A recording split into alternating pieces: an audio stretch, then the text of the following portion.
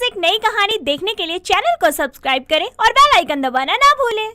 सोनाली और प्रेम एक दूसरे से बहुत प्यार करते थे, इसीलिए अपने घर वालों के मना करने के बाद भी वो एक दूसरे से शादी कर लेते हैं। शादी के बाद प्रेम अपनी बीवी सोनाली को घर लेकर आता है और अपनी माँ उषा और बहन अंजू को बुला कर कहता है, माँ, मैंने सोनाली से शादी कर ली है।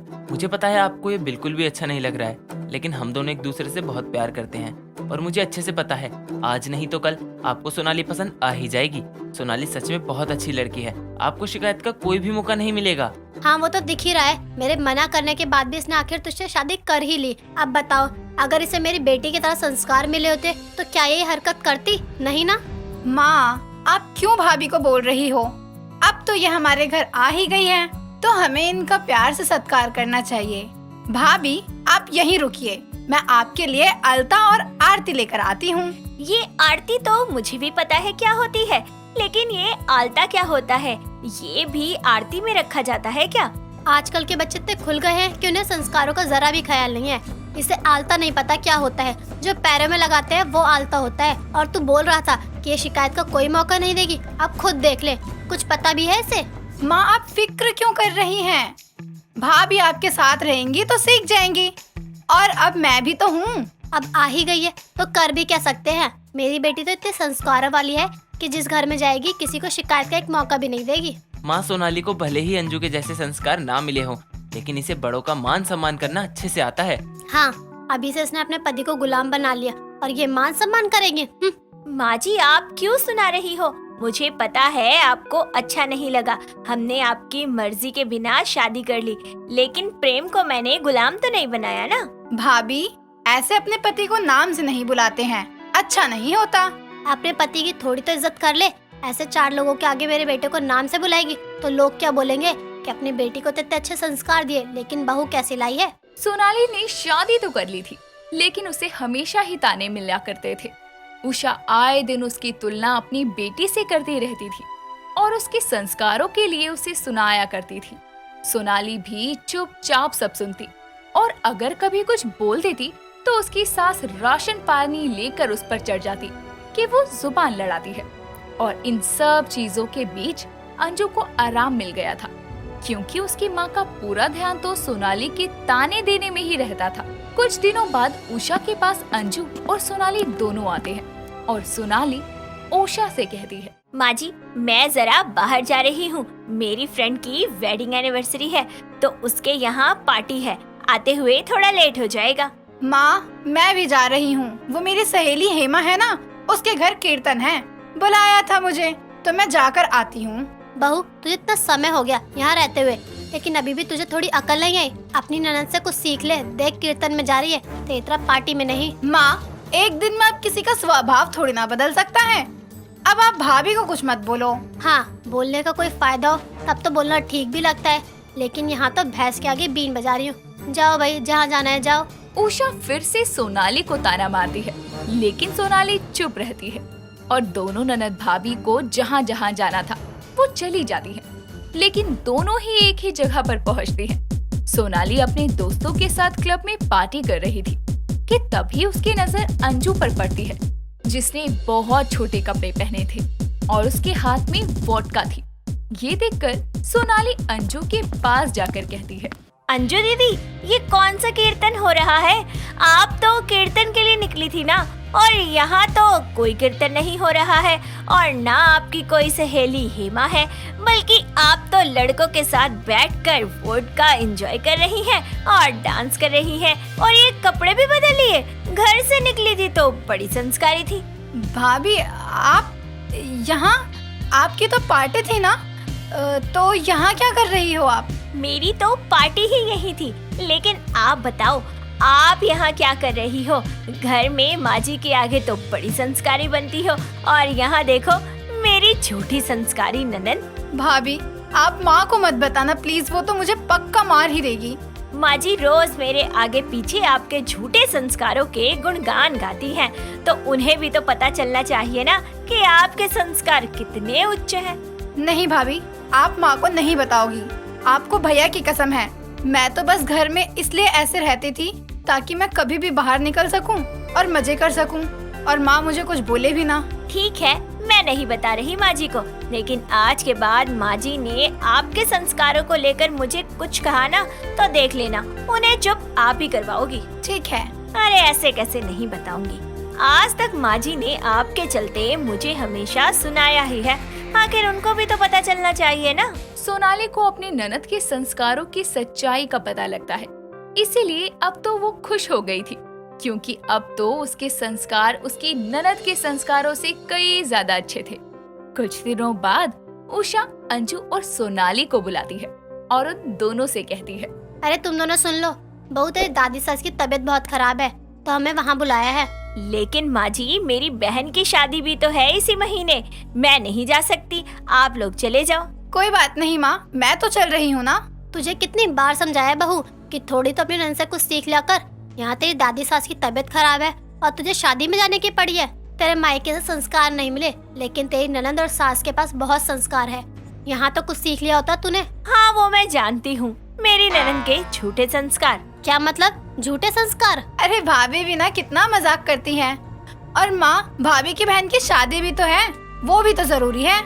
हम एक काम करते हैं, हम दादी के पास चले जाते हैं और अगर ज्यादा कोई परेशानी होगी तो बाद में भाभी भी आ जाएंगी, तब तक इनकी बहन की शादी भी हो जाएगी ना। हाँ तो ये बात तो बहू भी बोल सकती थी ना, बिना बात के से पहाड़ बनाना होता है। तू कुछ सिखाती क्यों नहीं है अपनी भाभी को? माँ जी, आप मुझे क्यों सुना रही हैं? अपनी बेटी को भी तो बोल लिया करो ना। उसमें कमी ही क्या है जो मैं उसे सुनाऊं? एक तो बहस कर रही है तू। बड़ों की कोई इज्जत है या नहीं? तूने तो नाक ही कटवा रखी है। कोई भी आता है तो आज तक किसी ने तेरी तारीफ तक नहीं की। आपके हिसाब से मैं तारीफ के लायक नहीं हूँ क्या? तो क्या आपकी बेटी तारीफ के लायक है? रहने दो, अच्छे से जानती हूँ अपनी ननद को और उसके झूठे संस्कारों को। बोलना क्या चाहती है? साफ साफ बोलना। मैं तो आपको सच ही बोल रही हूँ। भाभी, आपसे मैंने कुछ बोला था ना, याद है आपको? और आप माँ की बातों को दिल से क्यों लगा रही हो? माँ तो बस ऐसे ही बोलती रहती है, अच्छे से जानती हो ना आप माँ को। तो तू अपनी भाभी की इतनी चमचागिरी क्यों कर रही है? देख नहीं रही है इसकी जुबान कैसे चल रही है? जानती हूँ तू बहुत संस्कार वाली है, लेकिन अपनी भाभी को संस्कारी मत समझ तू। ज्यादा हो रहा है माँ जी अब आपका। मैं कुछ बोलती नहीं हूँ, इसका मतलब ये नहीं कि आप कुछ भी बोलते जाएंगी। मेरी ननद और उसके संस्कारों पर आपको कुछ ज्यादा ही यकीन है ना? तो ये देखो। सोनाली अपने फोन में अंजू की छोटे कपड़ों वाली क्लब की वीडियो दिखाती है और वीडियो दिखाने के बाद बोलती है, देख लिए अपनी बेटी के संस्कार। मुझे तो पहले ही लगता था कि कुछ गड़बड़ है, वरना आज के समय में कोई इतना सीधा तो हो ही नहीं सकता। भाभी, ये वीडियो आपने कब बनाई? वीडियो तो मैंने बहुत पहले ही बना ली थी, लेकिन अब तक इसीलिए छुपाई थी कि तुम खुद बता दो माँ जी को, लेकिन तुम तो झूठ पर झूठ बोले जा रही हो। माँ, मुझे माफ कर दो, मैंने आपको इतने समय से धोखे में रखा। माँ जी, जरूरी नहीं कि आपके आगे पीछे घूमकर ही किसी के संस्कार दिखे। आपको मेरी झूठी ननद के संस्कारों पर इतना भरोसा था तो अब तो यकीन हो गया ना। हाँ बहू, मुझे समझ आ गया है हर वक्त पीछे पीछे घूमना और परवरिश के संस्कारों में कितना फर्क होता है। और बहू, मुझे भी माफ कर दे, आज तक मैंने तेरे साथ कितना गलत बर्ताव किया। माँ, मुझे माफ कर दो, अपने आप को आपकी नजरों में अच्छा दिखाने के लिए मैंने झूठ का सहारा ले लिया। सोनाली की ननद के झूठे संस्कारों की सच्चाई सबके सामने आती है और तब उषा को भी अपनी गलती समझ आती है और वो बिना बात के अपनी बहू पर चिल्लाना बंद कर देती है। कनिका शीशे के सामने खड़ी साड़ी बांधने की जद्दोजहद में लगी हुई थी। तभी साड़ी की प्लेट्स खुल जाती है और उसकी माँ शालिनी वहाँ आती है। तभी कनिका दुखी होकर बोलती है, माँ, ये क्या 6 मीटर की लंबी बला पकड़ा दी है आपने मुझे। अरे पिछले 2 घंटे से इसे बांधने की कोशिश कर रही हूँ, मजाल है जो बंध जाए। जिस तरह से तू बांध रही है ना, 2 घंटे और नहीं बंधेगी। अरे जीन्स पहनकर भी कभी साड़ी बंधी है क्या? अरे माँ, मैंने सोचा कि एक बार जीन्स के ऊपर पहनकर ट्राई कर लेती हूँ, लेकिन इस साड़ी की प्लेट्स बार बार उल्टी सीधी हो जाती है। मैं क्या करूँ? अगर इतनी मेहनत लगेगी ना तो मैं तो सूट ही पहनूंगी। अच्छा, लड़के वालों के सामने तो सूट पहन लेगी, लेकिन शादी के बाद तो साड़ी ही पहननी है ना, तो सीखने की कोशिश कर, समझी? इसलिए मुझे साड़ी बिल्कुल पसंद नहीं है। कभी यहाँ से मोड़ो, कभी यहाँ से मोड़ो। अरे इससे अच्छा तो सीधा सीधा लपेट लो। पतंग का मांझा नहीं है जो लपेट ली और चलती बनी। साड़ी है, तरीके से पहनी जाती है। सीधी खड़ी रह, मैं पहनाती हूँ। अरे माँ, भी रहने भी दो ना। बन जाएगी तो संभलेगी भी नहीं मुझसे। चुप कर नालायक, खाली बकवास करवा लो, मैं पहना रही हूँ ना। इतना कहकर शालिनी उसकी मदद करती है और कुछ देर में कनिका साड़ी पहनकर तैयार हो जाती है और खुद को शीशे में देखकर बोलती है, चलो जैसे तैसे आखिरकार ये साड़ी बंध ही गई। पर माँ, ये साड़ी मुझे कुछ खास नहीं लग रही। आप मुझे कोई अच्छी सी साड़ी पहनाती ना। मुंह बंद कर, अच्छी साड़ी कल पहनियो। इस साड़ी को तो जमीन पर लहरा लहरा कर तूने सत्यानाश कर दिया। हाय राम, तेरे चक्कर में तो मैं मार्केट जाना भूल गई। कल के लिए सब्जियां भी तो लानी है। इतना कहकर वो जल्दी में बाजार जाने के लिए निकल जाती है। अगले दिन कनिका अपनी माँ की दी हुई सुंदर सी सिल्क साड़ी पहनकर तैयार हो जाती है। कुछ ही देर में लड़के वाले भी वहाँ आते हैं। तभी साड़ी संभालती हुई कनिका उनके सामने आती है, जिसे देखकर सामने बैठा मानव एकटक बस उसे देखता रह जाता है। लेकिन कनिका की नजर तो उसके बगल में बैठी उसकी माँ की साड़ी पर टिक जाती है, जिसे देखकर उसकी आंखें चमक जाती है। और तभी शालिनी बोलती है, बहन जी, यह है मेरी बेटी कनिका, बीए पास है और बहुत समझदार भी है। कनिका बेटा, चाय दे सबको। तभी कनिका एक कप में चाय डालकर मानव की माँ वैजंती को देती है। तभी थोड़ी सी चाय उसकी साड़ी पर गिर जाती है। तभी वैजंती एकदम से बोलती है, हाय हाय, मेरी इतने महंगे कांजीवरम साड़ी पर दाग लग गया। कांजीवरम? अपने नाम की तरह कितनी खूबसूरत है ये साड़ी। माफ कीजिए, मेरी गलती की वजह से हो गया। कोई बात नहीं, वो ये साड़ी पिताजी की आखिरी निशानी है ना, तो माँ कोई नहीं, हल्का सा दाग है, साफ हो जाएगा। हाँ, सही कह रहा है तू। तो बताओ कनिका, तुम्हें मेरा मानव पसंद है या नहीं? जी, मुझे ये रिश्ता मंजूर है। वैसे आपने जो साड़ी पहनी है ना, ये मुझे बहुत पसंद आई। उसकी इस बात को सभी मजाक में लेकर हंसने लगते हैं और रिश्ता पक्का होने की खुशी में सभी एक दूसरे का मुंह मीठा करवाते हैं। समय बीतता है, दोनों परिवार वाले शादी की तैयारियों में जुट जाते हैं। अपनी सास की कांजीवरम साड़ी देखकर कनिका ऑनलाइन कांजीवरम साड़ी के डिजाइन देखने लगती है। तभी उसकी माँ वहाँ आकर बोलती है, अरे ओ, तू अब तक फोन में घुसी पड़ी है। अरे अपने शादी का लहंगा लेने नहीं जाना क्या तुझे? जाकर तैयार हो जा। तेरी सास ने 2 बजे तुझे पुराने वाले मार्केट में आने को कहा है। माँ, वैसे शादी में लहंगा पहनना जरूरी है क्या? मैं शादी में लहंगा नहीं पहनना चाहती। अब दुल्हन शादी में लहंगा नहीं तो क्या धोती कुर्ता पहनेगी? क्या बकवास करने बैठी है? तैयार हो जा। छोड़ो, आपसे क्या ही बोलना, मैं अपनी होने वाली सास से बोलूंगी। वैसे भी कपड़े तो वही दिलाने वाली है। जिसके बाद वो तैयार होकर मार्केट पहुँचती है, जहाँ मानव और वैजंती पहले से ही आए हुए होते हैं। और तभी वैजंती बोलती है, अरे आ गई तू। देख, ये यहाँ की सबसे मशहूर और डिजाइनर लहंगे की शॉप है। तेरी शादी का जोड़ा हम यहीं से लेंगे। पर मुझे लहंगा नहीं चाहिए। तो क्या चाहिए कनिका? मेरी इच्छा है कि मैं अपनी शादी पर कोई बढ़िया सा लहंगा नहीं, बल्कि एक सुंदर सी कांजीवरम साड़ी पहनूं। देखिए ना, सारी दुल्हन ही तो लहंगा पहनती है अपनी शादी में, लेकिन मैं अपनी शादी में कुछ हटके दिखना चाहती हूँ, इसलिए मुझे साड़ी पहननी है, और वो भी कांजीवरम। क्या बात है, वैसे तुमने काफी अच्छा सोचा है। चलो फिर हम साड़ियों की शॉप में ही चलते हैं। चले माँ? हाँ हाँ चलो। ये ऐसी खर्चीली इच्छा है इसकी। अरे कांजीवरम साड़ी कितनी महंगी होती है, कोई अंदाजा भी है इसे? शादी का सवाल है, अब मना भी नहीं कर सकती। जिसके बाद तीनों एक बड़ी साड़ियों की शॉप में जाते हैं। कनिका वहाँ अलग अलग पैटर्न्स की कांजीवरम साड़ियाँ देखती है। तभी वैजंती उसे बोलती है, सुन बहू, देख, साड़ी तो तुझे शादी के बाद हमेशा पहननी ही है, तो अपनी शादी के लिए कोई लहंगा ही ले लेना। नहीं, मुझे कांजीवरम साड़ी पहनने का बहुत शौक है, और मैं अपनी शादी में अपना ये शौक पूरा करूंगी। देखिए ना, मैंने 5 कांजीवरम साड़ियाँ पसंद की है। 5 क्यों? शादी में तो एक ही लगेगी ना। अरे अब इतनी बड़ी दुकान में आकर एक साड़ी लेते हुए अच्छा थोड़ी ना लगता है, इसीलिए मैंने 5 साड़ियाँ पसंद कर ली हैं। भैया, आप इन सबको पैक कर दीजिए। इस तरह कनिका वो 5 साड़ियाँ लेकर ही मानती है, जिसका 2 लाख का बिल देखकर वैजंती के तोते उड़ जाते हैं। समय बीतता है और शादी का दिन आता है। कनिका लाल रंग और गोल्डन बॉर्डर वाली कांजीवरम साड़ी में कमरबंद बांधे और बालों में गजरा लगाए बहुत सुंदर लग रही होती है। जिसके बाद सारे रीति रिवाजों के साथ कनिका और मानव की शादी हो जाती है और गृह प्रवेश के समय कनिका अपने ससुराल में आती है। अपनी मुंह दिखाई की रस्म के लिए भी वो कांजीवरम साड़ी पहनकर ही तैयार होती है।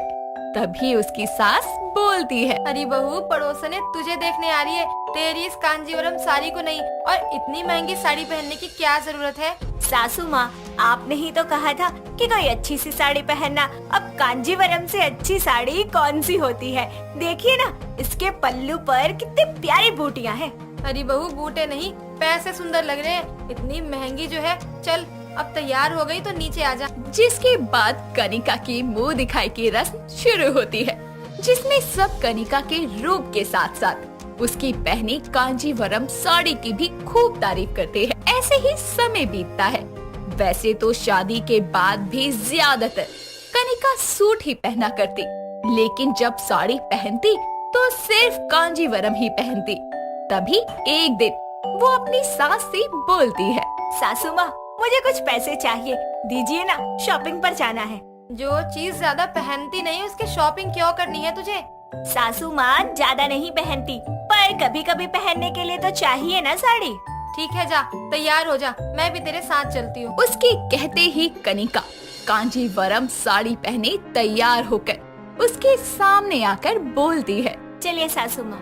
क्या चलिए? हम शॉपिंग करने जा रहे हैं, बारात में नाचने नहीं। बहू, तेरा दिमाग में लोचा है क्या? मतलब वैसे तो साड़ी जल्दी पहनती नहीं, और जब पहनती है तो ये कांजीवरम साड़ी लटकाए निकल पड़ती है। अरे तुझे नहीं पता तो मैं बता देती हूँ ना, कांजीवरम के अलावा भी सूती, सिल्क, जॉर्जेट, नेट, बनारसी जैसी बतेरी साड़ियाँ होती है, कभी उन्हें भी पहन ले। होती होगी, मुझे क्या करना? हाँ हाँ, क्या ही करना, क्योंकि मेरी बहू तो कांजीवरम साड़ियों की शौकीन है और तुझे शॉपिंग भी उन्हीं की करनी होगी। बिल्कुल सासू माँ, मुझे कांजीवरम साड़ियों के पैटर्न्स, कारीगरी, कलर और उनका वो जो कॉम्बिनेशन होता है ना, वो बहुत ही ज्यादा पसंद है। I just love Kanjeevaram saris. ये तो ऐसे मानने से रही, कुछ तो करना ही होगा। ठीक है, तुझे कांजीवरम साड़ियों की शॉपिंग में बस एक शर्त पर करने दूंगी। अब से तू हमेशा साड़ियाँ ही पहनेगी और सूट पहनना बिल्कुल बंद कर देगी। हाँ हाँ, क्यों नहीं, इसमें कौन सी बड़ी बात है।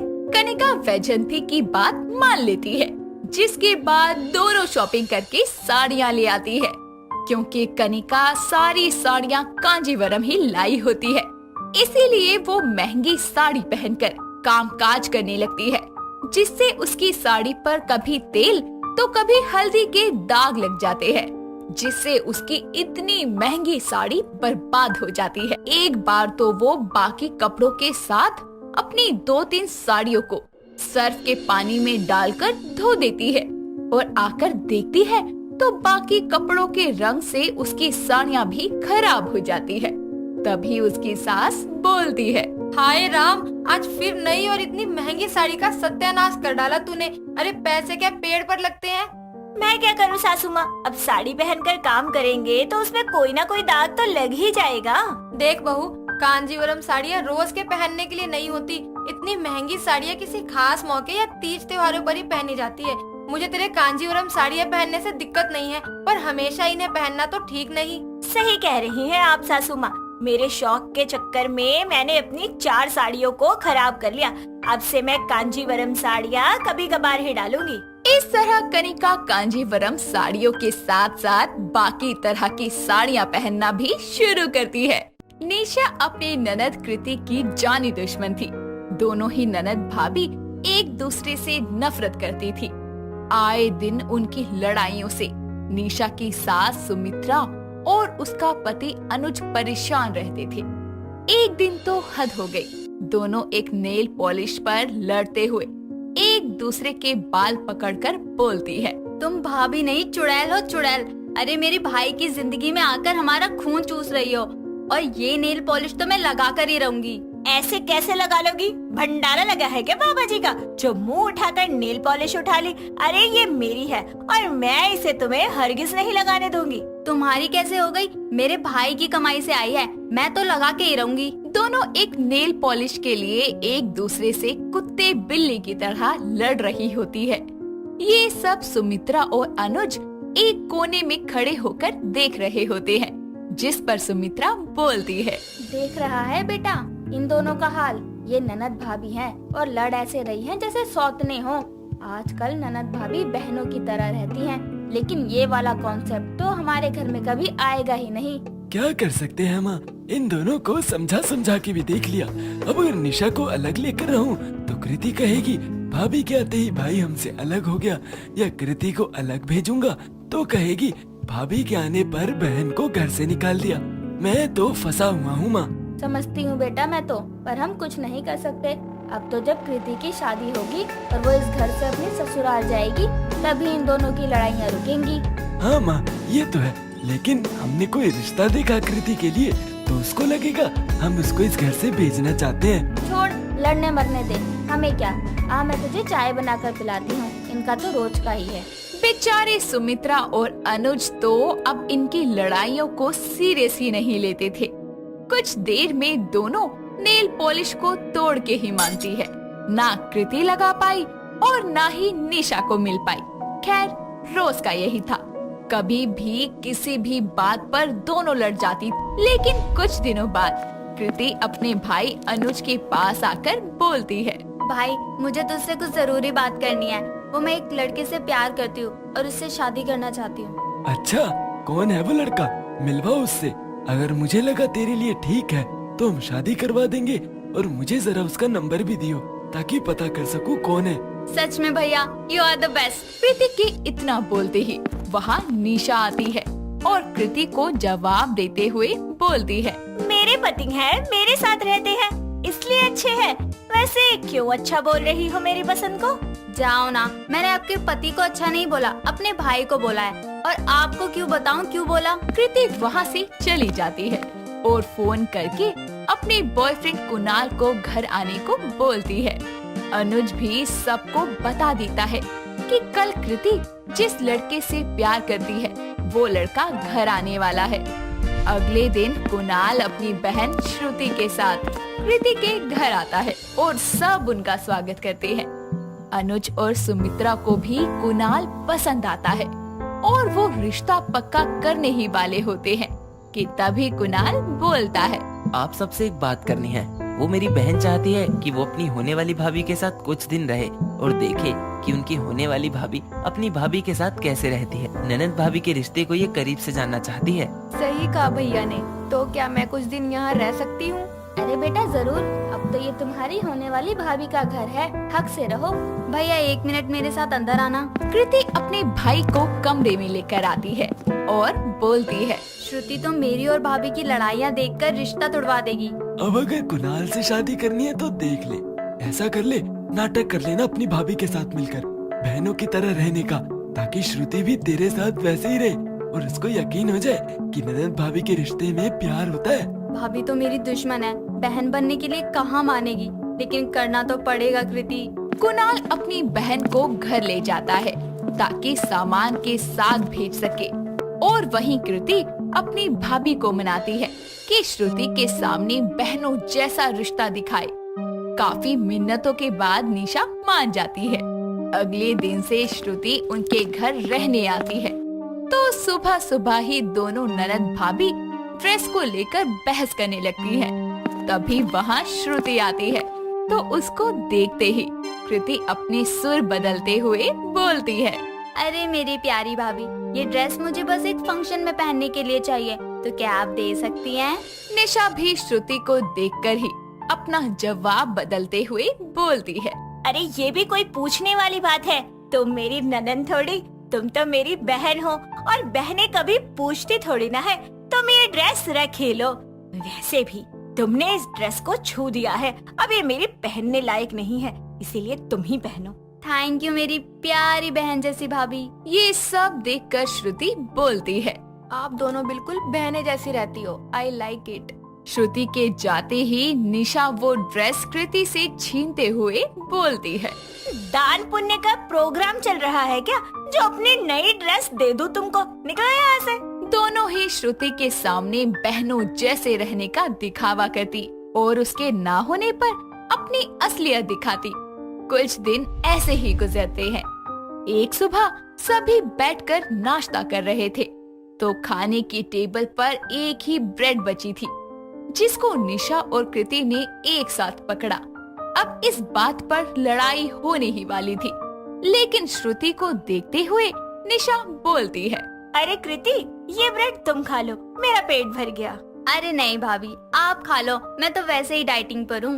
अरे नहीं नहीं, तुम मेरी बहन हो, तुम खाओ। तुमने खाया मैंने खाया, एक ही मतलब है। आप दोनों सच में कितनी अच्छी हैं। अगर किसी को पता ना हो कि आप ननद भाभी हैं, तो आपको वो बहनें ही समझेगा। अरे हम तो बहनें ही समझते हैं एक दूसरे को। तुम भी हमारी कृति की बहन बनकर रहना। अपनी भाभी की इस बात से कृति खुश हो जाती है। उस शाम कृति के कमरे से गुजरते हुए निशा देखती है कि उसने ब्लैंकेट नहीं लिया है, तो वो कृति को ब्लैंकेट उड़ा के चली जाती है। ये सब साथ में सो रही श्रुति देख लेती है। ऐसे ही अगले दिन निशा को एक पार्टी में जाना था, तो कृति उसका बहुत अच्छे से मेकअप करती है। ये देखकर निशा बोलती है, वो मेकअप के लिए शुक्रिया। मुझे लगा था कि तुम मुझसे इतना लड़ती हो, कहीं मेरा भूत न बना दो। डोंट वरी, जब तक श्रुति है तब तक तो ऐसा नहीं करूँगी।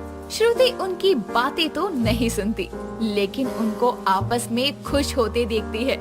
जिसके बाद शाम को कुणाल उससे मिलने आता है, तो वो पूरे परिवार के सामने अपने भाई से बोलती है, भाई पता है, कृति भाभी अपनी भाभी की ननद नहीं बहन है।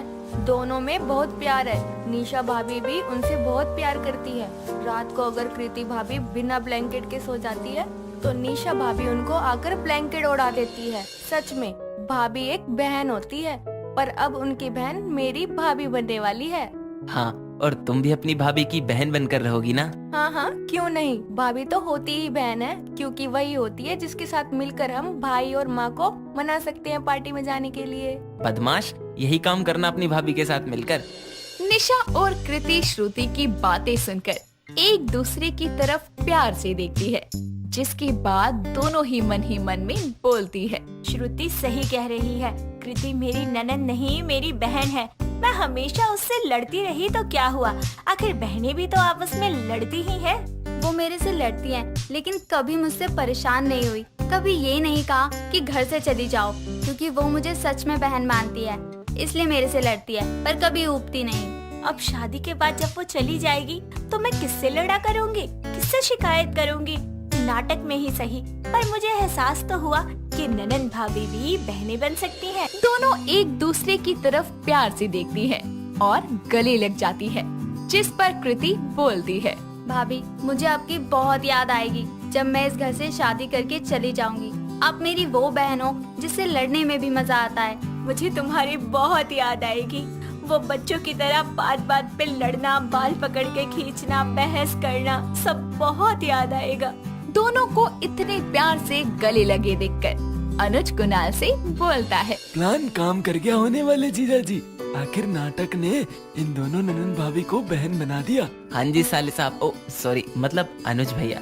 वो तो शुक्र है आपने पहले बता दिया था ये सब कुछ फोन पर, इसीलिए मैंने अपनी बहन को बुला लिया, ताकि वो अपनी होने वाली भाभी को घर में आने से पहले ही जान भी ले और हमारा काम भी हो जाए। वैसे श्रुति को इस बारे में कुछ नहीं पता।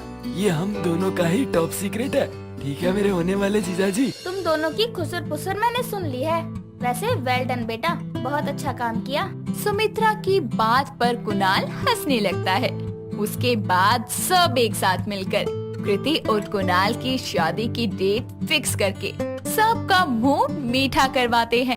दोस्तों, अगर आपको ये कहानी पसंद आई तो इसे लाइक करें, शेयर करें और कमेंट करके बताएं कि कहानी में आपको सबसे अच्छा क्या लगा।